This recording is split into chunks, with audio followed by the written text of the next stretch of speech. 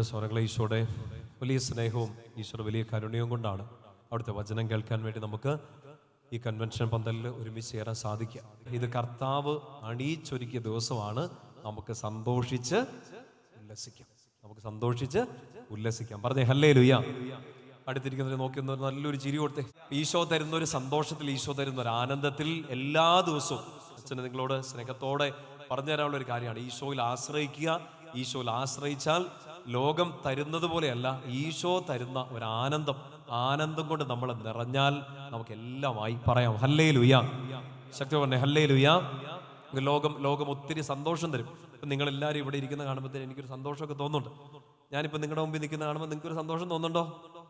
ഉണ്ടെന്ന് പറ, ഇല്ലെങ്കിൽ എനിക്ക് ആദ്യം തന്നെ വിഷമം ഉണ്ടല്ലോ അല്ലേ? എനിക്ക് നിങ്ങളെ കാണുമ്പോൾ വല്ലാത്തൊരു സന്തോഷമാണ്. പറഞ്ഞേ ഹല്ലേലൂയ. ശ്രദ്ധിച്ചേ, നമുക്ക് സന്തോഷം തരുന്ന ഒത്തിരി കാര്യങ്ങളുണ്ട്. ഇപ്പം നിങ്ങൾ ഇവിടെ വന്നു ചേർന്നിരിക്കുന്നു, നിങ്ങൾ നന്നായിട്ട് പ്രാർത്ഥിച്ചു, നിങ്ങൾ വചനം കേൾക്കാൻ വേണ്ടി വന്നിരിക്കുന്നു. എനിക്ക് പേഴ്സണലി ഭയങ്കര സന്തോഷമുള്ള ഒരു കാര്യമാണ്. എൻ്റെ വൈദിക ജീവിതത്തെ ഏറ്റവും ആനന്ദിപ്പിക്കുന്ന, സന്തോഷിപ്പിക്കുന്ന കാര്യങ്ങൾ ഇതാണ്. വചനം കേൾക്കാൻ വേണ്ടി വന്നിരിക്കുന്നു. പറയാം ഹല്ലേലൂയ. പക്ഷെ എൻ്റെ പ്രശ്നം എന്നറിയോ? ലോകം തരുന്ന സന്തോഷം എല്ലാം ലോകം എടുത്തു മാറ്റും. എന്നാ പറഞ്ഞേ? ലോകം തരുന്ന സന്തോഷം എല്ലാം ലോകം എടുത്തു മാറ്റും. ഇപ്പം നമ്മൾ ഈ വചനം കേട്ടോണ്ടിരിക്കുന്നു, കൺവെൻഷൻ പന്തലിൽ വന്നിരിക്കുന്നു. ഇന്ന് രാത്രി കൺവെൻഷൻ കേട്ട് നിങ്ങൾ വീട്ടിലോട്ട് പോകും. പറഞ്ഞേ ഹല്ലേലൂയ. ഞാനിവിടെ കൺവെൻഷൻ പന്തലിൽ ഒറ്റയ്ക്കായി പോകും, ഞാനും നോബിളച്ചനും മാത്രം. ലോകം തരുന്ന സന്തോഷം മുഴുവൻ ലോകം തിരിച്ചെടുക്കും. ഈ ആൾക്കൂട്ടം നാളെ ഇല്ലാണ്ടാകും. നമുക്ക് സന്തോഷം തരുന്ന നമ്മുടെ ആരോഗ്യം നാളെ ഇല്ലാണ്ടാവും. നമുക്ക് സന്തോഷം തരുന്ന വ്യക്തികൾ നാളെ നമുക്ക് എതിരെ തിരിഞ്ഞു നിൽക്കാം. ഇന്ന് സന്തോഷം തരുന്ന നമ്മുടെ സമ്പാദ്യങ്ങൾ ചിലപ്പോൾ നാളെ നഷ്ടപ്പെട്ട് നമ്മൾ ദുഃഖത്തിലേക്ക് പോയേക്കാം. ഇന്ന് നമുക്ക് ആശ്രയമായിട്ട് നിൽക്കുന്ന മാതാപിതാക്കൾ നാളെ നമ്മുടെ വിളിപ്പുറത്ത് കയ്യെത്തുന്ന ഒരു ദൂരത്ത് ഇല്ലാതെ പോകാം. മക്കള് സന്തോഷമായിട്ട് മാറിയാൽ നാളെ ആ മക്കൾ ചിലപ്പോൾ തിരിഞ്ഞു നോക്കാതെ പോയേക്കാം. ലോകം തരുന്ന സന്തോഷം എല്ലാം ലോകം തിരിച്ചെടുക്കും. പറഞ്ഞേ ഹല്ലേലൂയ. നമുക്ക് ദൈവജനത്തിന്, കർത്താവിൽ ആശ്രയിക്കുന്നവർക്ക് വേണ്ടത് ലോകം തരുന്ന സന്തോഷമല്ല, ഈശോ തരുന്ന ആനന്ദമാണ്. ലോകം തരുന്ന സന്തോഷമല്ല, എന്താണ് വേണ്ടത്? ഈശോ തരുന്ന ആനന്ദം. വെറുതെ പറഞ്ഞേ ഹല്ലേലൂയ. ശക്തി പറഞ്ഞേ ഹല്ലേലൂയ. രണ്ടും തമ്മിലുള്ള വ്യത്യാസം പിടികിട്ടിയോ? ലോകം തരുന്ന സന്തോഷം, ഈശോ തരുന്ന ആനന്ദം. ലോകം തരുന്ന സന്തോഷത്തിനൊരു കുഴപ്പമുണ്ട്. എന്നാ കുഴപ്പം? സന്തോഷിക്കുന്നതിന് കുഴപ്പമൊന്നുമില്ല കേട്ടോ. ഞാൻ മുമ്പേ പറഞ്ഞ പോലെ നിങ്ങളെ കാണുമ്പോൾ എനിക്ക് വല്ലാത്ത സന്തോഷമാണ്, നിങ്ങൾക്ക് എന്നെ കാണുമ്പോഴും സന്തോഷമാണ്. പക്ഷേ ഇന്ന് രാത്രി നമ്മൾ പിരിയും. 4 ദിവസം കൺവെൻഷൻ കഴിഞ്ഞ് പിന്നെ നമ്മൾ ഒരിക്കലും കാണില്ല. ലോകം തരുന്ന സന്തോഷം എല്ലാം പോകും. അപ്പുറത്തെ സൈഡിൽ ഈശോ തരുന്ന ആനന്ദം അത് പോകുകയല്ലെന്ന് മാത്രമല്ല, ഈശോ തരുന്ന ആനന്ദം ആർക്കും നമ്മുടെ ഉള്ളിൽ നിന്ന് എടുത്തു മാറ്റാൻ പറ്റില്ല. പറഞ്ഞേ ഹല്ലേലൂയ. പണ്ട് ക്രിസ്ത്യൻ ധ്യാനമൊക്കെ കൂടിയപ്പോൾ ഈ പാട്ട് നിങ്ങൾ പാടി ഓർക്കുന്നില്ലേ? യേശു തരും ആനന്ദം അത് സ്വർഗ്ഗാനന്ദം. നിങ്ങൾ പാടി അക്രമമൊന്നും കാണിക്കണ്ട, ഞാനും പാടുന്നില്ല. ഞാൻ പാട്ട് പാടിയ ഡയലോഗ് പോലെയും, ഡയലോഗ് പറഞ്ഞ പാട്ട് പോലെ ഇരിക്കും. നിങ്ങളും കുറെ പേര് അങ്ങനെയൊക്കെയാന്ന് തോന്നുന്നു. അതുകൊണ്ട് പാടി ഉപദ്രവിക്കണ്ട. അടുത്തിരിക്കുന്നവരെ ഈശോ തരുന്ന ആനന്ദം. പറഞ്ഞേ ഹല്ലേലൂയ. യേശു തരും ആനന്ദം അത് സ്വർഗീയ ആനന്ദം. ക്രിസ്ത്യൻ ധ്യാനമൊക്കെ കൂടുമ്പോൾ നമുക്ക് ധ്യാനം കൂടെ ഇഷ്ടമില്ലാഞ്ഞുകൊണ്ട് നമ്മളെ പാട്ട് പഠിപ്പിച്ച ബ്രദറിനെയൊക്കെ കൊഞ്ഞനം കൊത്തി കാണിച്ച്, അടുത്തിരിക്കുന്നവരെ കോക്കറി കാണിച്ച് നമ്മൾ ചോദിച്ചു ആർക്കത് വേണം എന്നൊക്കെ പാട്ടുപാടി ആക്ഷനൊക്കെ കാണിച്ചാണ്. പക്ഷേ വളർന്ന് പടർന്ന് പന്തലിച്ച് ഒരു പരുവായപ്പോൾ നമുക്ക് മനസ്സിലായി, ഈശോ തരുന്ന ആനന്ദമാണ് വലുത്, ലോകം തരുന്ന സന്തോഷമല്ല. വലുതോരോർത്തി പറഞ്ഞേ ഹല്ലേലൂയ. ശക്തി പറഞ്ഞേ ഹല്ലേലൂയ. ഈ കൺവെൻഷൻ, ഈ ഒരു കാര്യം പ്രാർത്ഥിക്കാൻ വേണ്ടി ഞാൻ സ്നേഹത്തോടെ നിങ്ങളോട് ആവശ്യപ്പെടുകയാണ്. എന്നാ വേണ്ടേ? ലോകം തരുന്ന സന്തോഷം വേണോ? ഈശോ തരുന്ന ആനന്ദം വേണോ? ഉറക്കെ പറ, എന്ത് വേണം? ഈശോ തരുന്ന ആനന്ദം. ലോകം സന്തോഷം തന്നാൽ ലോകം തന്നെ അത് തിരിച്ചെടുക്കും. ഈശോ ആനന്ദം തന്നാൽ അതൊരിക്കലും നമ്മുടെ ഉള്ളിൽ നിന്ന് പോകില്ല. നല്ല ഉറക്കെന്ന് പറഞ്ഞേ ഹല്ലേലൂയ. ശക്തി പറഞ്ഞേ ഹല്ലേലൂയ. നിങ്ങൾക്ക് ഈശോ അങ്ങനെ എന്തെങ്കിലുമൊക്കെ ആനന്ദമോ സന്തോഷമൊക്കെ തന്നിട്ടുണ്ടോ? ഉള്ളിലൊരു ആനന്ദം വേണം. നമ്മുടെ ക്രൈസ്തവരുടെ ദൈവവചനത്തെ വിശ്വസിക്കുന്ന, ഈശോയെ സ്വീകരിക്കുന്ന കൂദാശകൾ കൈക്കൊള്ളുന്ന നമ്മുടെ ഏറ്റവും വലിയ അടയാളം ഒരു ആനന്ദം. ആ ആനന്ദം പുറത്തേക്ക് വരുന്നത് ഒരു പുഞ്ചിരിയോടുകൂടി ആയിരിക്കണം. പറഞ്ഞേ ഹല്ലേലൂയ. ശക്തി പറഞ്ഞേ ഹല്ലേലൂയ. ഈ ലോകം തരുന്ന സന്തോഷത്തെ മാത്രം നോക്കി നടക്കുന്നവരാണ് ഒരിക്കലും ചിരിക്കാത്തത്. അവർക്കൊരിക്കലും സന്തോഷം തോന്നുന്നില്ല. കിട്ടുന്തോറും വീണ്ടും ആഗ്രഹിച്ചുകൊണ്ടിരിക്കും. ഒരിക്കലും സന്തോഷം നിറയില്ല. പക്ഷെ ഈശോ തരുന്ന ആനന്ദത്തിൽ ഒന്നുമില്ലായ്മയിൽ പോലും പുഞ്ചിരിച്ചുകൊണ്ട് മനുഷ്യർ നടക്കുന്നത് നമ്മൾ കണ്ടിട്ടുണ്ട്. പറയാം ഹല്ലേലൂയ. കണ്ടിട്ടില്ലേ? ചിലപ്പോൾ നിങ്ങളുടെ വീട്ടിൽ, അല്ലെങ്കിൽ നിങ്ങളുടെ അയൽപ്പക്കത്ത്, നിങ്ങളുടെ ഇടവകയിൽ, നിങ്ങൾ ജോലി ചെയ്യുന്നിടത്തൊക്കെ ചില വ്യക്തികളെ അടുത്ത് പരിചയപ്പെടുമ്പോഴത്തേനും നിങ്ങൾ കണ്ടിട്ടുണ്ട് എന്തോരം സങ്കടങ്ങളുള്ള മനുഷ്യരാണ്. പക്ഷെ എന്നിട്ട് ഇങ്ങനെ സ്പ്രിങ്ങയിൽ അടിച്ച് നിൽക്കുന്ന പോലെ ഇങ്ങനെ ജില്ലായിട്ട് നിൽക്കുന്ന കുറെ മനുഷ്യരെ കണ്ടിട്ടുണ്ട്. എന്നാ സംഭവിച്ചാൽ നമ്മൾ വിചാരിക്കും, കർത്താവേ ഇവനൊന്നും വേദന അറിയുന്നില്ലേന്ന് വിചാരിക്കും. അതുപോലത്തെ സങ്കടങ്ങൾ അനുഭവിക്കുന്ന മനുഷ്യർ. പക്ഷെ അപ്പോഴും മുഖത്തൊരു പുഞ്ചിരി. നമുക്ക് പക്ഷെ എന്തോരം അനുഗ്രഹങ്ങൾ കിട്ടിയിട്ട്, എന്തോരം കൃപകൾ കിട്ടിയിട്ട്, സന്തോഷിക്കാൻ ആനന്ദിക്കാൻ ഒരുപാട് കാരണങ്ങൾ കിട്ടിയിട്ട് ഒന്ന് പുഞ്ചിരിക്കാൻ പോലും പറ്റാത്ത മനുഷ്യർ. ഒരു വർഷത്തിന് മുകളിലായെന്നാണ് എൻ്റെ ഓർമ്മ. ഞാൻ ഇച്ചിരി ആളെ പറയാൻ ഇച്ചിരി പ്രൈവസിയും ഒക്കെ ഉള്ളത് കൊണ്ടാണ് വ്യക്തിയെ, ആളെ, സാഹചര്യത്തെ, സ്ഥലത്തെ ഒന്നും പറയാത്തത്. ഞങ്ങളുടെ അവിടെ നടന്ന ഒരു ധ്യാനമാണ്, പാമ്പാടിയിലെ ഗുഡ് ന്യൂസ് ധ്യാന കേന്ദ്രത്തിൽ മാസത്തിലെ 2-3 ധ്യാനങ്ങളുണ്ട്. അപ്പോൾ അവിടെ ആദ്യത്തെ ആഴ്ച നടക്കുന്ന ഒരു ധ്യാനമാണ് തപസ് ധ്യാനം. പേര് കേൾക്കുമ്പോൾ നിങ്ങൾ പിന്നെ ഇങ്ങനെ ഒറ്റക്കാലം നിൽക്കുന്ന ഒരു ധ്യാനമാണെന്നൊന്നും വിചാരിക്കണ്ട. ചിത്രകഥയൊക്കെ വായിച്ചിട്ടുണ്ട്. തപസ് ധ്യാനം എന്ന് വെച്ചാൽ അച്ഛന്മാരെല്ലാം കൂടെ ഇങ്ങനെ ഒറ്റക്കാലം നിൽക്കുകയാണ്. അല്ല, തപസ് ധ്യാനം എന്ന് വെച്ചാൽ നിങ്ങൾ എപ്പോഴെങ്കിലും മരിക്കുന്നതിന് മുമ്പ് വന്ന് കൂടുന്നത് നല്ലതാണ്. വന്ന് കൂടിയാൽ പിന്നെ ഒരിക്കലും മരിക്കാൻ തോന്നില്ല, വീണ്ടും വീണ്ടും കൂടാൻ തോന്നും. അങ്ങനത്തെ ഒരു ധ്യാനമാണ്. നല്ല രസമാണ്. 3 ദിവസം ഇഷ്ടംപോലെ ചൂടുവെള്ളം, നോ ചോർ, ഭക്ഷണമൊന്നുമില്ല. കട്ടിയായിട്ട് കഴിക്കുന്നത് വിശുദ്ധ കുർബാന മാത്രമാണ്. 4 വിശുദ്ധ കുർബാന 3 ദിവസം. ഇപ്പോൾ ഭക്ഷണമൊന്നുമില്ല. വളരെ കഷ്ടപ്പെട്ട് ഭയങ്കര ബുദ്ധിമുട്ടിയ ഒരു ധ്യാനമാണ്. എങ്ങനെ അതൊക്കെ പൂർത്തിയാക്കുന്നു എന്ന് കാണുമ്പോഴത്തേന് അൾത്താരെ നിൽക്കുമ്പോൾ നമുക്ക് പോലും തലയിറങ്ങി വീഴും. അതുപോലത്തെ ഒത്തിരി സഹനം ഏറ്റെടുത്തുകൊണ്ടുള്ള ധ്യാനമാണ്. അവർക്ക് പറഞ്ഞേ ഹല്ലേലൂയ. അപ്പോൾ അവിടെ ഒരു ധ്യാനം നടക്കും. ഞാൻ ഒത്തിരി അത്ഭുതങ്ങൾ, അടയാളങ്ങളും ഒക്കെ കണ്ടിട്ടുണ്ട് എൻ്റെ ഒരു കുഞ്ഞു പൗരോഹിത്യ ജീവിതത്തിൽ. ഈശോയുടെ ഇടപെടൽ ഒത്തിരി കണ്ടിട്ടും ഞാൻ എൻ്റെ മനസ്സിൽ ഏറ്റവും വലിയ സന്തോഷവും ഏറ്റവും വലിയ ആനന്ദവും അത്ഭുതമായിട്ട് കണ്ടുള്ള ഈ തപസ് ധ്യാനത്തിന് വരുന്ന ഒരു പർട്ടിക്കുലർ ഗ്രൂപ്പിനെയാണ്. എന്താണെന്നറിയോ, എന്തോരം ധ്യാനം കൂടി, നിങ്ങൾ എന്തോരം കൺവെൻഷനുകൾ കൂടി. എൻ്റെ ഏറ്റവും വലിയ വിശ്വാസമാണ് യുവജനങ്ങളാണ് അടുത്ത സഭ. യുവജനങ്ങളാണ് അടുത്ത സഭ. ഈ സഭയെ മുന്നോട്ട് നയിക്കണമെങ്കിൽ ആ യുവജനങ്ങൾക്കിടയിൽ നിന്ന് തീ പിടിച്ച കുറേ എണ്ണങ്ങൾ വേണം. അതാണ് തിരുസഭ എന്ന് പേഴ്സണലി വിശ്വസിക്കുന്ന ഒരു വൈദികനാണ് ഞാൻ കണ്ടിട്ടുള്ള ഏറ്റവും വലിയ അത്ഭുതം. കാലുമേലാത്തവർ എഴുന്നേറ്റ് നടക്കുന്നതോ, സംസാരിക്കാൻ പറ്റാത്തവർ സംസാരിക്കുന്നതോ, വലിയ മാനസാന്തരങ്ങൾ നടക്കുന്നു. ഇതൊക്കെ ഈശോയുടെ വലിയ വലിയ നമുക്ക് വാക്കുകളാൽ വർണ്ണിക്കാൻ പറ്റാത്ത വലിയ അത്ഭുതങ്ങളും അടയാളങ്ങളും കൺമുമ്പിൽ ഞാൻ കണ്ടിട്ടുണ്ട്. പക്ഷേ ഞാൻ പേഴ്സണലി എൻ്റെ ഏറ്റവും കൂടുതൽ ഒരു ആനന്ദം, ഒരു അത്ഭുതമായിട്ട് എനിക്ക് സാക്ഷ്യപ്പെടുത്താനുള്ളത് ഈ തപസ് ധ്യാനത്തിന് വരുന്ന യുവജനങ്ങളാണ്. എൻ്റെ ഈശോയെ, ഇവരെങ്ങനെ പിടിച്ചു നിൽക്കുന്നു എന്ന് ഓർത്ത് ഞാൻ പോലും വിശപ്പ് കൂടിയിട്ടുണ്ട് എനിക്ക്. അവരിങ്ങനെ പിടിച്ചു നിൽക്കുന്നുണ്ട്. കാരണം നിങ്ങൾ ഇച്ചിരി സീനിയേഴ്സ് ആയവർ, ഒരു 40-ന് മുകളിലുള്ളവർ, പിന്നെ സിസോയും ഗോദ്രേജും ഒക്കെ തൂത്ത് പരപ്പിച്ച് ഒരുമാതിരി കറുത്ത മുടിയൊക്കെ വെപ്പിച്ചിട്ടുള്ളവർ, നിങ്ങൾ ഒത്തിരി ധ്യാനം കൂടി ഒത്തിരി വചനം കേട്ടിട്ടുള്ളവരാണ്. ഈ കുഞ്ഞു മക്കള് എൻ്റെ പ്രായത്തിൽ എന്ന് വെച്ചാൽ എനിക്ക് നല്ല പ്രായമായി, എന്നെക്കാട്ടും കുറച്ചുകൂടി ഒരു പ്രായം കുറവുള്ള യുവജനങ്ങൾ, ചെറുപ്പക്കാര്, അവർ വന്നിരുന്ന് ഈ വചനം കേൾക്കുന്നത് കാണുമ്പോൾ എനിക്ക് സത്യം പറഞ്ഞാൽ എൻ്റെ കണ്ണ് നിറയാറുണ്ട്. കാരണം 4 ദിവസത്തെ ധ്യാനത്തിന് 5 നേരം പിന്നെ ഭക്ഷണം കൊടുത്താലും വരാത്ത ചില ആൾക്കാർ ഈ 3 ദിവസം ഭക്ഷണം ഇല്ലാതെ അവിടെ വന്നിരുന്ന് അവരുടെ ഉള്ളിലോട്ട് ചോറും കറിയും ഒന്നല്ല നിറയുന്നത്, 4 വിശുദ്ധ കുർബാന സ്വീകരിക്കുമ്പോൾ ആർക്കും എടുത്തോണ്ട് പോകാൻ പറ്റാത്ത ഒരാനന്ദം കൊണ്ട് തുള്ളിച്ചാടി അവിടുന്ന് പോകുന്ന മക്കളെ ഞാൻ കണ്ടിട്ടുണ്ട്. 2 കരങ്ങൾ ഉയർത്തി പറഞ്ഞേ ഹല്ലേലൂയ. ശക്തി പറഞ്ഞേ ഹല്ലേലൂയ. ഒരു വർഷത്തിന് മുമ്പാണ് ഞാൻ പറയാൻ വന്ന സംഭവം ഇതാണ്. 1 വർഷത്തിന് മുകളിലായി ഞങ്ങളുടെ ധ്യാന കേന്ദ്രത്തിൽ വന്ന് പിന്നെ ഇങ്ങനെ തപസ് കൂടിയ ഒരു ചേച്ചി, ഒരു 40-45 വയസ്സുണ്ടെന്നാണ് എൻ്റെ ഒരു ചിന്ത. അപ്പോൾ ധ്യാനത്തിൻ്റെ അവസാനത്തെ ദിവസം ഞങ്ങളെല്ലാ ധ്യാനത്തിനും അങ്ങനെ സാക്ഷ്യങ്ങളൊന്നും പറയിപ്പിക്കാറില്ല. ഓരോ തവണ ഈശോയിൽ ഇൻസ്പിറേഷൻ തരുന്നതനുസരിച്ച് സാക്ഷ്യം പറയും. അവിടെ ഈശോയെ മഹത്വപ്പെടുത്തുക, ആ അത്ഭുതം ഈശോ ചെയ്തെടുത്ത് ഈശോയെ മഹത്വപ്പെടുത്തുക എന്നുള്ളൊരു ചിന്തയിലാണ്. അവിടുന്ന് ആൾക്കാരുടെ മുമ്പിൽ ഒരു ഇൻസ്പിറേഷൻ കിട്ടിയാൽ ഉടനെ അവരെ കൊണ്ട് സാക്ഷ്യം പറയും. അപ്പോൾ ഈ ഒരു ചേച്ചി, നമ്മൾ പറയുന്ന ഈ ചേച്ചി ഒരു സാക്ഷ്യം പറഞ്ഞാണ്. അതായത് ഒരു 10-12 വർഷം മുമ്പ് ഞങ്ങളുടെ ധ്യാനകേന്ദ്രത്തിൽ തപസ് കൂടിയിരുന്നു. ഒരു 12 വർഷം മുമ്പ് അന്നൊരു നിയോഗം വെച്ചിരുന്നു. വെച്ച നിയോഗം ഇതാണ്: ഒരു കുഞ്ഞുണ്ടാകണം. ചേച്ചി കല്യാണം കഴിച്ചിട്ട് കുഞ്ഞുങ്ങൾ ഉണ്ടാവാൻ വേണ്ടി ചേച്ചി താമസിച്ചു. അപ്പോൾ ഒത്തിരി പേര് ഇങ്ങനെ പല പ്രാർത്ഥനാ രീതികളൊക്കെ പറഞ്ഞു, പല സ്ഥലങ്ങളിൽ പോയി പ്രാർത്ഥിച്ചു. ആരോ ഇങ്ങനെ ഒന്ന് ഗൈഡ് ചെയ്തു, ഇവിടുത്തെ ധ്യാനകേന്ദ്രത്തിൽ പോയി ഒന്ന് തപസ്സെടുത്ത് പ്രാർത്ഥിക്കുക. അങ്ങനെ ഈ കഷ്ടപ്പാടുള്ള ഈ ഉപവസിച്ചുള്ള ധ്യാനം ഒത്തിരി സ്നേഹത്തോടെ, ഒത്തിരി സഹനം ഏറ്റെടുത്ത് തീക്ഷ്ണതയോടെ ഈ ചെറുപ്പക്കാരി, അന്ന് ഈ ചെറുപ്പക്കാരിയായിരുന്നു ഈ ചേച്ചി, വന്ന് ധ്യാനം കൂടി. അപ്പോൾ ഒരു 2-3 കൊല്ലത്തിനുള്ളിൽ, ആ വർഷം തന്നെ ഇങ്ങോട്ട് പ്രഗ്നൻ്റ് 2ാം കൊല്ലം കുഞ്ഞുവാവ ഉണ്ടാകുന്നു. പിന്നെ കുറച്ച് പ്രാരാബ്ദങ്ങളൊക്കെ, കുറച്ച് ബുദ്ധിമുട്ടുകളൊക്കെ, ധ്യാനേന്ദ്രത്തിലേക്ക് തിരിച്ചു വരാൻ പറ്റിയില്ല. ഒരു 12 വർഷത്തിന് ശേഷം നന്ദി പറയാൻ വേണ്ടിയിട്ടാണ് ഈ ധ്യാനം കൂടുക. പറഞ്ഞേ ഹല്ലേലൂയ. ശക്തി പറഞ്ഞേ ഹല്ലേലൂയ. അപ്പൊ ഈ ചേച്ചി, ഞങ്ങൾക്ക് അൾത്താരയിൽ നിന്ന് അച്ഛന്മാർക്ക് ശരിക്കും പറഞ്ഞാൽ ഞങ്ങൾ വിചാരിച്ചു ഇത് സാക്ഷ്യം പറയുകയാണോ അതോ വേറെ എങ്ങോട്ടേലും പോവാണെന്ന് ചോദിച്ചു. അതിന്റെ ക്ലൈമാക്സിൽ ഈ ചേച്ചി സാക്ഷ്യം പറഞ്ഞ് അവസാനിപ്പിച്ചപ്പോൾ അൾത്താരയിൽ നിന്ന ഞങ്ങൾ അച്ഛന്മാർ വരെ കരഞ്ഞുപോയി. കണ്ണൊക്കെ തുടച്ച് കണ്ണു തിരുമ്മി ആൾക്കാരെ നോക്കുമ്പോൾ ആൾക്കാരും ഇരുന്ന് കരയുന്നുണ്ട് ഈ സാക്ഷ്യം കേട്ടു. ഞാൻ എൻ്റെ മനസ്സിൽ ഇങ്ങനെ വിചാരിച്ചു, കർത്താവേ, 3 ദിവസം അങ്ങയെക്കുറിച്ച് സംസാരിച്ചതിൻ്റെ 10 ഇരട്ടി തീക്ഷ്ണതയോടെ ഈ 5 മിനിറ്റ് കൊണ്ട് ഒരു കുഞ്ഞു സാക്ഷ്യം, ഒരു കുഞ്ഞല്ല, അത്ര മഹത്തായ ഒരു സാക്ഷ്യത്തിലൂടെ ഈ ചേച്ചി ജനത്തിന്റെ ഉള്ളിലേക്ക് ഈശോയുടെ സ്നേഹവും ഈശോയുടെ ആനന്ദവും പകർന്നു കൊടുത്തുകൊണ്ടിരിക്കുകയാണ്.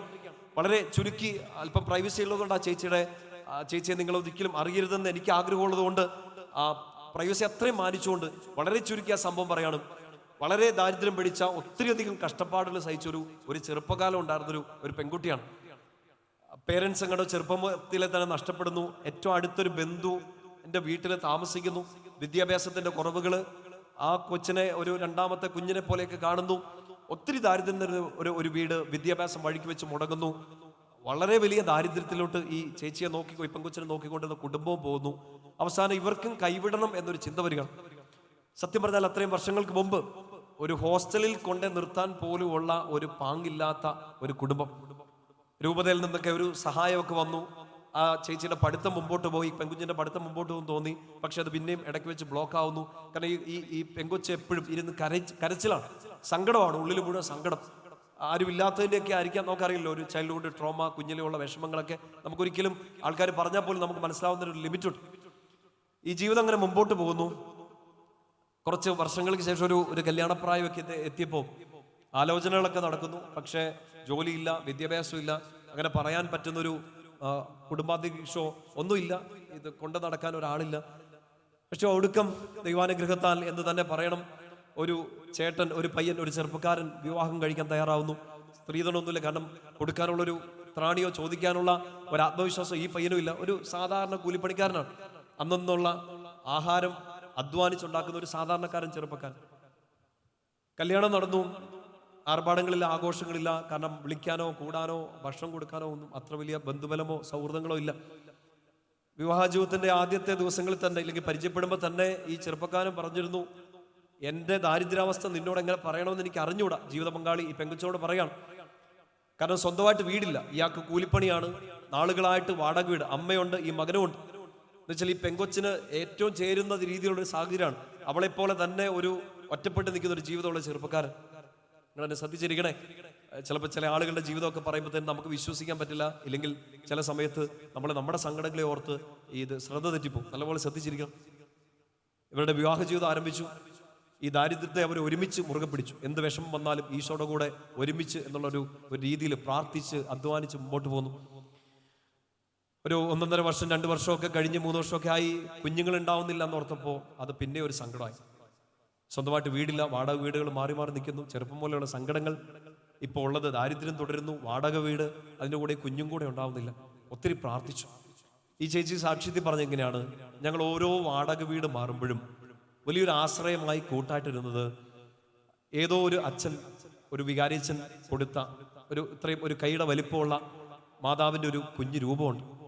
ആ രൂപത്തിന് മുമ്പിൽ എല്ലാ ദിവസവും വൈകുന്നേരം ജപമാല ചൊല്ലും, മുട്ടുകുത്തി ജപമാല ചൊല്ലും. ഈ ഒരൊറ്റ കാര്യം മാത്രമാണ് ഏറ്റവും ആശ്വസിപ്പിച്ചിരുന്നത്. മാതാവിനോട് എല്ലാം പറയും, എല്ലാം മാതാവ് ഈശോയോട് പറയും, എല്ലാം ഈശോ കേൾക്കുന്നുണ്ട് എന്നൊക്കെ ഈ ചേച്ചി ഇങ്ങനെ സാക്ഷ്യപ്പെടുത്തുകയാണ്. സങ്കീർത്തനം 10:14 നമ്മൾ വായിക്കുന്ന പോലെ എല്ലാം അവിടുന്ന് കാണുന്നുണ്ട് എന്ന ബോധ്യത്തിൽ ജപമാലകൾ ചൊല്ലി പരിശുദ്ധ അമ്മ വഴി ഈശോയ്ക്ക് എല്ലാം പ്രതിഷ്ഠിച്ചുകൊണ്ട് ഈ കുടുംബം മുമ്പോട്ട് പോയിക്കൊണ്ടിരിക്കുകയാണ്. പായടയ്ക്കാണ് ഞാൻ മുമ്പേ പറഞ്ഞ പോലെ ഇങ്ങനെ ഒരു തപസ് ധ്യാനത്തിൽ വന്ന് കൂടുക. ആ വർഷം തന്നെ ഉദരത്തിലൊരു കുഞ്ഞു രൂപം കൊള്ളുന്നു. കർത്താവ് അനുഗ്രഹിക്കുന്നു. കുറച്ച് മാസം കഴിഞ്ഞപ്പോൾ, മാസങ്ങളോ ആഴ്ചകളോ ഒക്കെ കഴിഞ്ഞപ്പോൾ ഉള്ളിലെന്തോ അസ്വസ്ഥത. ആശുപത്രി കൊണ്ട് കാണിക്കുന്നു. സ്നേഹത്തോടെ ഡോക്ടർ ഉപദേശിക്കുന്നു. ഉപദേശിച്ച സ്റ്റേറ്റ്മെന്റ് എങ്ങനെയാണ്, ഇനിയും കുഞ്ഞുങ്ങളെ കിട്ടും. ശ്രദ്ധിച്ചിരിക്കണേ, ഡോക്ടർ ഉപദേശിച്ച എങ്ങനെയാണ്, ഇനിയും കുഞ്ഞുങ്ങളെ കിട്ടും. അതിൻ്റെ ഉള്ളിലൊരു അപകടം, അതിൻ്റെ ഉള്ളിലൊരു വാണിംഗ്, അതിൻ്റെ ഉള്ളിലൊരു സൂചന ഉണ്ടായിരുന്നു. എന്ന് വെച്ചാൽ ഈ കുഞ്ഞിനെ നിങ്ങൾക്ക് കിട്ടില്ല, പ്രഗ്നന്റ് ആണ്, പക്ഷെ ഈ കുഞ്ഞ് നിങ്ങൾക്ക് ഉണ്ടാവില്ല. അപ്പൊ ഈ ചേച്ചി ഒത്തിരി ഒത്തിരി ഒത്തിരി വിഷമത്തോടെ ചോദിച്ചു, എന്നാ പ്രശ്നം? അപ്പൊ ഈ ഡോക്ടർ വളരെ പ്രാക്ടിക്കലായിട്ടോ എന്തോ ഉപദേശം ഇങ്ങനെ കൊടുത്തു. ഈ കുഞ്ഞ് ഇൻ കേസ് ജനിച്ചാൽ, ഈ കുഞ്ഞ് ജനിച്ചാൽ തന്നെ സമ്പൂർണമായിട്ട് നിങ്ങൾക്കൊരു ബുദ്ധിമുട്ടാകും. അംഗവൈകല്യത്തോടു കൂടി ഈ കുഞ്ഞ് ജനിക്കുകയുള്ളൂ, ജനിക്കാൻ സാധ്യത കുറവാണ്. ജനിച്ചാൽ അംഗവൈകല്യത്തോടു കൂടി, അതും വളരെ സിവിയറായ ഒരു ഹാൻഡിക്യാപ്പോട് കൂടിയേ ജനിക്കുകയുള്ളൂ. ഇത് കേട്ട 2 പേർക്കും, ഭാര്യയ്ക്കും ഭർത്താവിനും വലിയ സങ്കടമായി. കാരണം എന്തൊരു വലിയ വിഷമങ്ങളുടെ ഒരു ഘോഷയാത്ര നിറഞ്ഞു നിൽക്കുന്ന ഒരു വീടാണ്. സന്തോഷിക്കാൻ കർത്താവ് ഒന്നുപോലും തരില്ലേ എന്നോർത്ത് കർത്താവിനെ ചിലപ്പോൾ ചോദ്യം ചെയ്യാൻ സാധ്യതയുള്ളൊരു സാഹചര്യമാണ്. ഈ ചെറുപ്പക്കാരൻ ഭർത്താവ് അവളെ ചേർത്ത് പിടിച്ചിട്ട് പറഞ്ഞു, മോളെ, ഡോക്ടർ പറഞ്ഞ പോലെ ഇനിയും കുഞ്ഞുങ്ങൾ ഉണ്ടാകും, നീ പ്രാർത്ഥിച്ചിട്ട് നീ ഒരു ധ്യാനം കൂടിയിട്ട് ഇപ്പൊ കുഞ്ഞു വയറ്റിലുണ്ടായില്ലേ, ഇനിയും കർത്താവ് തരും. അതുകൊണ്ട് ഇതിനെ നമുക്ക് വേണമെങ്കിൽ ഒഴിവാക്കാം. ഡോക്ടർ പറഞ്ഞ പോലെ ഈ പെങ്കൊച്ച് ഉള്ളില് സന്തോഷമല്ല, ഉള്ളിൽ ആനന്ദം നിറഞ്ഞേക്കുന്ന ഈ പെങ്കൊച്ച് പറഞ്ഞു, തന്നത് ഈശോയാണ്, എനിക്ക് ഒഴിവാക്കാൻ പറ്റില്ല. പറഞ്ഞേ ഹല്ലേലൂയ. തന്നത് ഈശോയാണ്, എനിക്ക് ഒഴിവാക്കാൻ പറ്റില്ല. പ്രിയപ്പെട്ട സഹോദരങ്ങളെ, ഭർത്താവ് അല്പം ദേഷ്യത്തോടെ സംസാരിക്കാൻ തുടങ്ങി. വീട്ടിൽ ചെന്നിട്ട് വഴക്കായി. അടുത്ത കുറച്ച് മാസങ്ങൾ ഭയങ്കരമായ അസ്വസ്ഥത അവരുടെ ഇടയിൽ. ഈ ചെറുപ്പക്കാരൻ വളരെ പ്രാക്ടിക്കലായിട്ട് ചിന്തിച്ചോളൂ. കാരണം ജീവിതം മുഴുവൻ സങ്കടങ്ങൾ, വേദനകൾ, ദാരിദ്ര്യം, വാടക വീട്, ഈ അമ്മ കൂടെയുണ്ട്, ഈ ജീവിത പങ്കാളി. ഇനി ആ വീട്ടിലേക്ക് അത്ര ആരോഗ്യമില്ലാത്ത ഒരു കുഞ്ഞും കൂടെ വന്നാൽ ആ കുഞ്ഞിനെ കൊണ്ടു നടക്കാനോ അതിനെ ചികിത്സിക്കാനോ അങ്ങനെ ഒരു ത്രാണിയുള്ള ഒരു വീടല്ല. അറിഞ്ഞുകൊണ്ട് എന്തിന് മറ്റൊരു സഹനം കൂടെ വീട്ടിലേക്ക്, ജീവിതത്തിലേക്ക് വിളിച്ചു വരുത്തണം? വളരെ പ്രാക്ടിക്കലായിട്ട് ഈ ചെറുപ്പക്കാരൻ ചിന്തിച്ചു. പക്ഷെ ഈ പെങ്കൊച്ച് വിട്ടുകൊടുക്കുന്നില്ല. ഇവള് പറഞ്ഞത് ഈശോ തന്നതാണ്, എനിക്ക് ഒഴിവാക്കാൻ പറ്റില്ല. നമുക്കിത് ഒഴിവാക്കണ്ട, ഈശോ ഇത് അനുഗ്രഹമാക്കി മാറ്റും. ഉറക്കെ പറയാം ഹല്ലേലൂയ. ശക്തി പറഞ്ഞേ ഹല്ലേലൂയ. നിങ്ങൾ ഈ കേട്ടോണ്ടിരിക്കുന്ന നിങ്ങളുടെ ഉള്ളിൽ അങ്ങനത്തെയൊക്കെ വിശ്വാസങ്ങൾ ഉണ്ടോയെന്ന് എനിക്കറിയില്ല. നമുക്ക് ഈ പള്ളിയിലിരുന്ന്, കൺവെൻഷൻ പന്തലുകളിലിരുന്ന് ഞാൻ വിശ്വസിക്കുന്നേ എന്നൊക്കെ 1000 തവണ നമുക്ക് പാടി നമുക്ക് സ്തുതിക്കുകയും ഒച്ചതി ഹല്ലേലൂയ പറയുകയൊക്കെ ചെയ്യാം. പക്ഷേ ഈ കാൽച്ചോട്ടിൽ നിന്ന് മണ്ണൊലിച്ചു പോകുന്ന ഈ സമയങ്ങളിൽ ദൈവമേ ഞാൻ വിശ്വസിക്കുന്നു എന്ന് പറയാൻ ഒരു ചെറിയ നട്ടല്, ഒരു ആത്മീയതയുടെ കുഞ്ഞു നട്ടലൊന്നും പോരാ. നിങ്ങൾ ചിലപ്പോൾ ഇങ്ങനെ ഒരു സിറ്റുവേഷൻ ഒക്കെ വന്നാൽ എന്താ ചിന്തിക്കണമെന്ന് അച്ഛൻ അറിയില്ല. നമുക്ക് വ്യക്തിപരമായിട്ട് അതിന് ഉത്തരം കൊടുക്കും. ഇങ്ങനൊരു തീച്ചൂള ഒരിരട്ടിയല്ല 7 ഇരട്ടി കത്തി എരിയുമ്പോൾ നമ്മൾ എന്നാ ചെയ്യും? ഒന്നിനു പുറകെ ഒന്നര സങ്കടങ്ങൾ. ഈ ഹസ്ബൻഡ്, ഈ ചെറുപ്പക്കാരൻ പറഞ്ഞു, നീ ഞാൻ പറയുന്നത് അനുസരിക്ക്. നമ്മുടെ അവസ്ഥയൊക്കെ അറിയാലോ. പക്ഷേ ഈ പെങ്കുച്ചിൻ്റെ ഉള്ളിലുള്ള വിശ്വാസം മുമ്പേ പറഞ്ഞ പോലെ ഈശോ തന്നാൽ ഞാൻ കളയില്ല. എൻ്റെ പ്രിയപ്പെട്ട സഹോദരങ്ങളെ, 9 മാസത്തെ പ്രാർത്ഥന, കാത്തിരിപ്പ്, ഈ പെങ്കൊച്ചിൻ്റെ നിത്യമായ ഒരു പ്രാർത്ഥന, ഏറ്റവും കൂടുതലായിട്ട് ജപമാല ചൊല്ലിക്കൊണ്ടിരിക്കുന്നു. മുട്ടയെന്ന് എഴുന്നേക്കാതെ വൈകുന്നേരങ്ങളിൽ ജപമാല ചൊല്ലി പൂർത്തിയാക്കുന്നു. ഉദരത്തിലുള്ള ഈ കുഞ്ഞിന് സൗഖ്യം കിട്ടാൻ, അതിലൊരു കുറവും ഉണ്ടാവാതെ ജനിക്കാൻ, കർത്താവെ നിന്നിൽ ആശ്രയിച്ച് ഞാൻ നാണം കെടല്ലേ എന്നൊക്കെ പറഞ്ഞ് ഈ ചേച്ചി ഇപ്പം എൻ്റെ പ്രാർത്ഥിച്ചുകൊണ്ടിരിക്കുകയാണ്. ശരിക്കും ഈ ചേച്ചി ഈ സാക്ഷ്യം ധ്യാനകേന്ദ്രത്തിൽ നിന്ന് പറയുമ്പോൾ ഇതെങ്ങോട്ടാണ് ഈ പോകുന്നതെന്നൊക്കെ ഇങ്ങനെ ഞങ്ങൾ വണ്ടടിച്ച് നിൽക്കുകയാണ്. എൻ്റെ പ്രിയപ്പെട്ട സ്വരങ്ങളെ, കുഞ്ഞ് ജനിച്ചു. ഞാനിത് പറയുമ്പോൾ ചിലപ്പോൾ നിങ്ങൾക്ക് ഉള്ളിൻ്റെ ഉള്ളിലൊരു ആന്തൽ വന്ന് ഒരു ഹല്ലേലൂയ പറയാൻ തോന്നും, ഒന്ന് കൈയടിക്കാൻ തോന്നും. കൈയടിക്കരുത്, ഇപ്പൊ ഹല്ലേലൂയ പറയുകയും ചെയ്യരുത്. കുഞ്ഞ് ജനിച്ചു. ഡോക്ടർ പറഞ്ഞതുപോലെ അല്ല. ഡോക്ടർ പറഞ്ഞ് ജനിക്കാൻ സാധ്യത കുറവാണ്. ഇനി ജനിച്ചാൽ തന്നെ വലിയ അംഗവൈകല്യമായിട്ട് കുഞ്ഞ് ജനിക്കുള്ളൂ. ഡോക്ടർ പറഞ്ഞ പോലെയല്ല, കുഞ്ഞ് ജനിച്ചു. കൈക്ക് കുഴപ്പമില്ല, കാലിന് കുഴപ്പമില്ല, പഞ്ചേന്ദ്രിയങ്ങൾക്ക് കുഴപ്പമില്ല. കുഞ്ഞ് ചിരിക്കുന്നു, കുഞ്ഞിൻ്റെ കണ്ണ് തുറക്കുന്നുണ്ട്, കുഞ്ഞ് കരയുന്നുണ്ട്, ഒരു കുഴപ്പമില്ല. ഹല്ലേലൂയ പറയല്ലേ? നമുക്ക് പറയാൻ പതുക്കെ. ഹല്ലേലൂയ പറയാൻ പറ്റുന്ന സിറ്റുവേഷൻ അല്ല. ഈ ചേച്ചി അൾത്താരയുടെ താഴെ നിന്ന് ഈ സാക്ഷ്യം പറയുന്നത് ഇങ്ങനെയാണ്. ദൈവജനത്തോട് മുഴുവനും അച്ഛന്മാരോടും ഒക്കെ സാക്ഷ്യം നിർത്തിക്കൊണ്ട് പറയാണ്, സംഭവിച്ചത് മറ്റൊന്നായിരുന്നു. 1 മാസം കൂടെ ജീവിത പങ്കാളി കൂടെ നിന്നു. ഈ കുഞ്ഞ് ജനിച്ച് 1 മാസം കഴിഞ്ഞപ്പോൾ ഈ ചെറുക്കൻ, ഈ ഭർത്താവ് വീട് വിട്ടിറങ്ങി. അവളെ ഒറ്റയ്ക്കാക്കി, അമ്മയെ ഒറ്റയ്ക്കാക്കി, ഈ ജനിച്ച പിഞ്ചു കുഞ്ഞിനെ ഒറ്റയ്ക്കാക്കിയിട്ട് ഇയാൾ അവിടെ നിന്ന് ഇറങ്ങാൻ വളരെ മാനുഷികമായൊരു കാരണമായിരുന്നു. അംഗവൈകല്യം ഇല്ലാതെയാണ് കുഞ്ഞ് ജനിച്ചത്. പക്ഷേ ഈ അമ്മ സാക്ഷ്യപ്പെടുത്തി ഇങ്ങനെയാണ്. കേട്ടോണ്ടിരിക്കുന്ന അമ്മച്ചിമാർക്ക് ഇത് കൃത്യമായിട്ട് ഇതിന്റെ വേദന മനസ്സിലാവും തോന്നുന്നു. ഈ കൊച്ചിന് അംഗവൈകല്യം ഒന്നുമില്ലല്ലോ, പക്ഷേ ആ ചേച്ചി സാക്ഷി പറഞ്ഞത് ഇങ്ങനെയാണ്: അച്ഛന്മാരെ, എൻ്റെ മാറിടത്തിലേക്ക് ചുണ്ടടിപ്പിക്കാൻ എൻ്റെ കൊച്ചിന് പറ്റണില്ല. എൻ്റെ അമ്മിഞ്ഞൊന്ന് നുകരാൻ വേണ്ടി ഈ കുഞ്ഞിൻ്റെ പെടലി അനങ്ങില്ല. എന്തോ ഒരു മെഡിക്കൽ കണ്ടീഷൻ്റെ പേര് പറഞ്ഞു, ഞാനതിൻ്റെ പേര് ഓർക്കണില്ല. ബട്ട് എക്സ്പ്ലെയിൻ ചെയ്ത് തന്നപ്പോൾ എനിക്ക് മനസ്സിലായത് ഇത്രയാണ്: ബൈ ബർത്ത് കോമ, ജന്മനാ കോമയിലേക്ക് ഈ കുഞ്ഞ്, കോമ അവസ്ഥയിലേക്ക് ഈ കുഞ്ഞ് ജനിച്ച് വീഴുകയാണ്. കൈക്കും കാലുകൾക്കും ഒന്നും കുഴപ്പമില്ല, പക്ഷേ ഈ വെർട്ടിബ്ര, നട്ടെല്ല്, പെടലി അനങ്ങുന്നില്ല, നമ്പായിട്ട് നിൽക്കുകയാണ്. ആ ചേച്ചി, ഒരമ്മ ഇങ്ങനെയാണ് പറയുക: എൻ്റെ സ്തനം നുകരാൻ, എൻ്റെ മുലപ്പാൽ നുകരാൻ, ഒരമ്മയുടെ ഏറ്റവും വലിയ ആനന്ദത്തിൻ്റെ സമയങ്ങളാണ്. അത് നുകരാൻ വേണ്ടി എൻ്റെ കുഞ്ഞിന് ആ കുഞ്ഞിൻ്റെ പെടലി അനക്കാനോ അതിൻ്റെ ചുണ്ട് എടുത്ത് എൻ്റെ സ്തനത്തിലേക്കൊന്ന് ചേർത്ത് പിടിച്ച് എൻ്റെ സ്നേഹം നുകരാനോ പറ്റണില്ല. ചേച്ചി ഇത്രയും കട്ടിയുള്ള വാക്കുകളൊന്നല്ല ഉപയോഗിച്ച കേട്ടോ. ചേച്ചി ഇത്രയും കട്ടിയുള്ള വാക്കൊന്നല്ല ഉപയോഗിച്ചു. പാല് കുടിക്കാൻ എൻ്റെ കൊച്ചിന് പറ്റണില്ല. ഈ വേദനയിൽ, ഈ സങ്കടത്തിലാണ് ദേഷ്യത്തിലാണ് ഈ ചെറുപ്പക്കാരൻ ജീവിത പങ്കാളി ഈ കൊച്ചിനെയും അമ്മേനെയും അമ്മച്ചീനെയും ഇട്ടേച്ച് ഇറങ്ങിപ്പോയത്. കുറേ അധികം വർഷങ്ങൾ ഈ ചേച്ചി പറഞ്ഞില്ല, വന്നോ ഇല്ലയോ, തിരിച്ചു വന്നോ ഇല്ലയോ എന്നൊന്നും പറഞ്ഞില്ല. പക്ഷെ വർഷങ്ങളോളം കുറേ അധികം വർഷം പിന്നെ ഒറ്റയ്ക്ക് യുദ്ധം ചെയ്യാം. ഈ അമ്മച്ചി കൂടെയുണ്ട്, ആ നല്ല അമ്മയായ പരിശുദ്ധ അമ്മ കൂടെയുണ്ട്. ഈ കൊച്ച് കട്ടിലേലാണ്, പിള്ളത്തൊട്ടിയിൽ നിന്ന് കട്ടിലേക്ക് മാറ്റി, വേറെ മാറ്റങ്ങളൊന്നും ഉണ്ടായിട്ടില്ല. വർഷങ്ങൾ മുമ്പോട്ട് പോവാണ്. എല്ലാ ദിവസവും ജപമാല ചൊല്ലിക്കൊണ്ടിരിക്കും. കർത്താവെ സഹായിക്കണം, മാതാവേ എനിക്ക് വേണ്ടി പ്രാർത്ഥിക്കണം, ഇങ്ങനെ ചൊല്ലിക്കൊണ്ടിരിക്കുകയാണ്. ഉത്തരം കിട്ടുമോ? എല്ലാവരും തള്ളിപ്പറയുന്ന ഒരു സിറ്റുവേഷനിൽ നമ്മളോട് ചിലപ്പോൾ ആളുകൾ ചോദിച്ചു പോകില്ലേ, ഇത്രയും കാലം പ്രാർത്ഥിച്ചിട്ട് എന്തായി, എവിടെ ദൈവം, നീ ഇത്രയും ആശ്രയിച്ചിട്ട് എന്തായി, ഇത്രയും ജപമാല ചൊല്ലി, ഇത്രയും വചനം വായിച്ചു, ഇത്രയും ധ്യാനങ്ങൾ കൂടി എന്തായി, ആളുകൾ ചോദിക്കും. ഈ ചേച്ചിയുടെ മുമ്പിലേക്ക്, ഈ ചെറുപ്പക്കാരുടെ മുമ്പിലേക്ക്, ഈ സ്ത്രീയുടെ മുമ്പിലേക്ക് ഇഷ്ടംപോലെ ചോദ്യങ്ങൾ അങ്ങനെ ഒരു കൂരമ്പ് പോലെ വന്നു കാണും. പിടിച്ചു നിന്ന് ഈ എരിയുന്ന തീച്ചൂളയിൽ നിന്ന് എന്നെ രക്ഷിക്കും എൻ്റെ കർത്താവ് എന്നുള്ള ബോധ്യത്തിൽ 10-ാം വർഷം അവസാനിപ്പിക്കട്ടെ ഈ ഒരു ചേച്ചിയെ കുറിച്ചുള്ള കാര്യം. 10-ാം വർഷം ചേച്ചി സാക്ഷ്യപ്പെടുത്തുന്നത് എങ്ങനെയാണ്? ഒരു വൈകുന്നേരം ജപമാല ചൊല്ലിക്കൊണ്ടിരിക്കുന്ന സമയത്ത് പുറകിൽ ഈ നൈറ്റിയുടെ ഈ ഭാഗത്ത് വന്ന് എന്തോ വീഴുന്നത് പോലെ തോന്നി.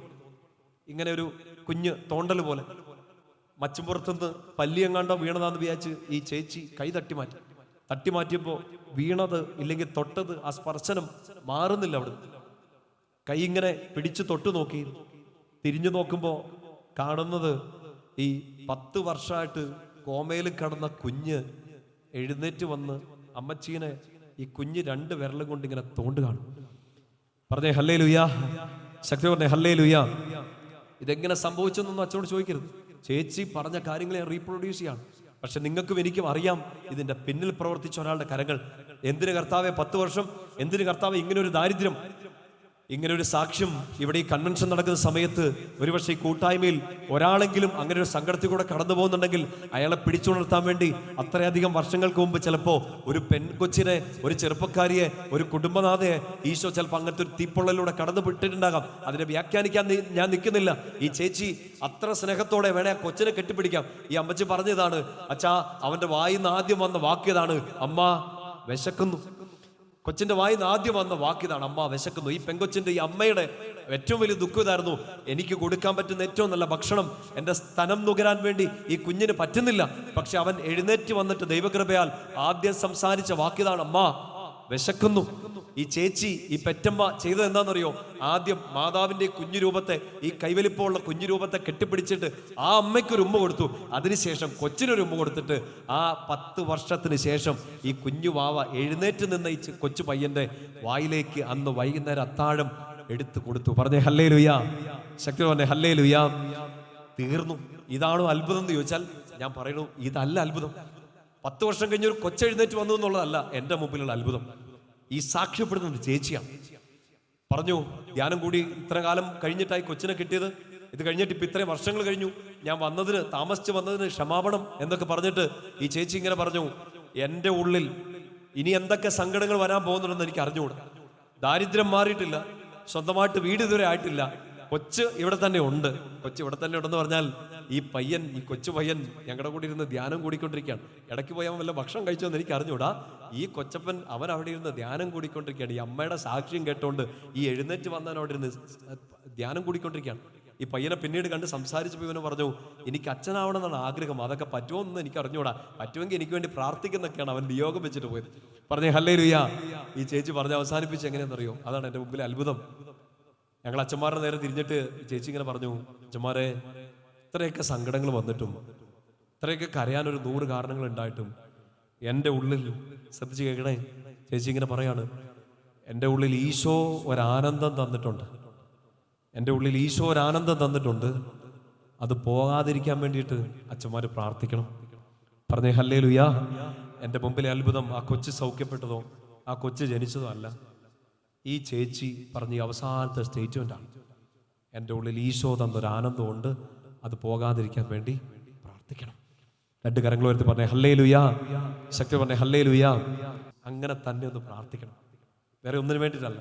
ഞാൻ നിങ്ങൾക്ക് വേണ്ടി പ്രാർത്ഥിക്കുമ്പോൾ ഇത്തിരി കടബാധ്യതകളിൽ മുങ്ങി നിൽക്കുന്ന ആൾക്കാർക്ക് വേണ്ടി ഒന്ന് പ്രാർത്ഥിക്കാൻ ഒരു പ്രചോദനം കിട്ടി. നിങ്ങളെ കണ്ടിട്ട് നല്ല റിച്ച് ലുക്കാണ്, എന്നാലും ഇതൊക്കെ വിഷമങ്ങളിലൂടെ കടന്നു പോകുന്നത്, പ്രത്യേകിച്ച് സാമ്പത്തിക മേഖലയിലൊക്കെ ഒത്തിരി വിഷമിക്കുന്നവരുണ്ട്. അവർക്ക് വേണ്ടി പ്രാർത്ഥിക്കാൻ ഒരു പ്രേരണ കിട്ടി. ഞാൻ നിങ്ങളോട് പറയട്ടെ, വളരെ സത്യസന്ധമായിട്ട് നിങ്ങൾക്ക് കടമുണ്ടായി, ഈ കടം മാറും. നാളെ ചിലപ്പോൾ പുത്തൻ കടം വരാം. രോഗികൾ ഇത് കേട്ടെ, നിങ്ങൾ രോഗസൗഖ്യത്തിന് വേണ്ടി പ്രാർത്ഥിച്ചുകൊണ്ട് ഈ കൺവെൻഷന് പങ്കെടുക്കുന്നുണ്ടാകാം. ഈ രോഗം ഈശോയ്ക്ക് മാറ്റാം. നാളെ ചിലപ്പോൾ പുതിയ രോഗം വരാം. ഇപ്പോൾ ഒരു സങ്കടം മാറാൻ വേണ്ടി പ്രാർത്ഥിക്കുകയായിരിക്കാം. ഇത് മാറ്റും, ഈശോയ്ക്ക് ഇത് മാറ്റാം. നാളെ ചിലപ്പോൾ പിന്നെയും വന്നേക്കാം. നമുക്ക് മാറാതെ നിൽക്കേണ്ടത് ഒന്നേ ഉള്ളൂ. ആ ചേച്ചിയെ പോലെ നമുക്ക് പറയാൻ പറ്റണം, ഈശോയെ, കടം മാറിയാലും ഇല്ലേലും അങ്ങ് തന്ന ആനന്ദം പോവരുത്. പറഞ്ഞേ ഹല്ലേലൂയ. ശക്തി പറഞ്ഞേ ഹല്ലേലൂയ. മക്കൾ തിരിച്ചു വന്നാലും ഇല്ലേലും അങ്ങ് തന്ന ആനന്ദം പോവരുത്. യേശു തരും ആനന്ദം, അത് സ്വർഗീയ ആനന്ദം. രണ്ട് കരങ്ങൾ എഴുതി പറഞ്ഞേ ഹല്ലേലൂയ. ശക്തി പറഞ്ഞേ ഹല്ലേലൂയ. സന്തോഷം പറഞ്ഞേ ഹല്ലേലൂയ.